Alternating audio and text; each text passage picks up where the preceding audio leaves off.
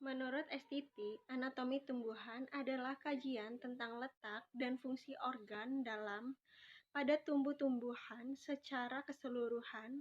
Anatomi tumbuhan yakni mengkaji tentang letak, fungsi, susunan, serta bentuk organ dalam tumbuhan. Dan pada tumbuhan, yang pertama itu ada sistem dermal yang terdiri dari epidermis, yaitu epidermis yang berfungsi sebagai pelindung pertama untuk bagian luar tubuh tumbuhan. Lalu yang kedua ada periderm, ialah yang menggantikan epidermis pada saat tumbuhan yang mengalami pertumbuhan sekunder. Lalu yang kedua ada sistem jaringan pembuluh terdiri dari xilem, yaitu xilem yang berfungsi mengangkut air dan garam tanah.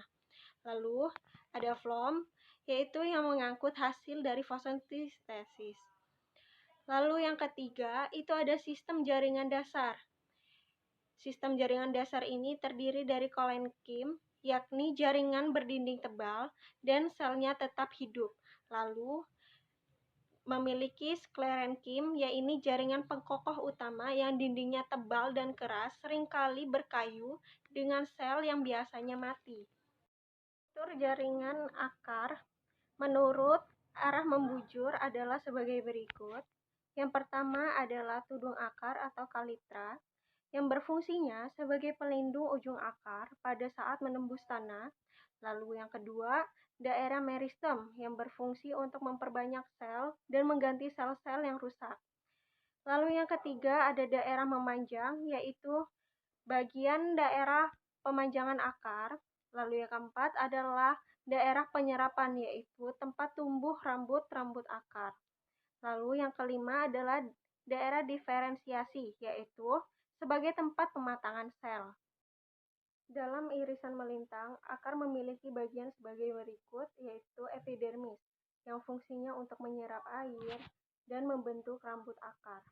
Lalu yang kedua, terdiri dari korteks.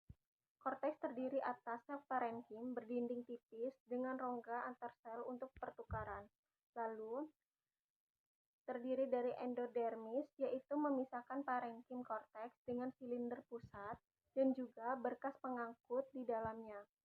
Lalu, ada stele, yaitu silinder pusat. Dalam irisan melintang daun terdiri atas jaringan epidermis. Yang kedua, jaringan mesofil dapat bersifat homogen atau terbagi menjadi jaringan tiang dengan ciri khas yang memanjang tegak lurus terhadap permukaan daun dan jaringan bunga karang yang memiliki ruang antar sel lebih luas. Lalu yang ketiga, ada jaringan pembuluh angkut terdiri atas xilem terletak di bagian atas menghadap ke jaringan palisade, sedangkan phloem terletak di sebelah bawah xilem. Lalu yang keempat ada jaringan sekresi, yaitu berfungsi sebagai tempat berlangsungnya proses ekskresi atau pengeluaran senyawa dari daun tumbuh-tumbuhan. Bunga terdiri atas bagian yang steril dan juga bagian yang fertil. Bagian steril meliputi sejumlah helai daun kelopak, kumpulannya disebut kaliks, dan jumlah helai daun mahkota atau petal, kumpulannya disebut korola. Kaliks dan korola bersama-sama disebut perhiasan bunga. Titik bagian reproduktif adalah benang sari atau stamen dan daun buah atau karpel. Keseluruhan stamen disebut andricium dan keseluruhan karpel disebut ginecium. Kulit buah yang telah masak dapat dibedakan menjadi 3 bagian, yaitu yang pertama ada exocarp, merupakan kulit terual atau disebut juga epicarp. Yang kedua ada mesocarp, yaitu bagian yang terdapat di tengah umumnya tebal, terutama pada buah berdaging ataupun berbentuk serabut. Lalu yang ketiga ada endocarp, merupakan guru yang terdalam, biasanya sangat keras karena mengandung sel-sel batu.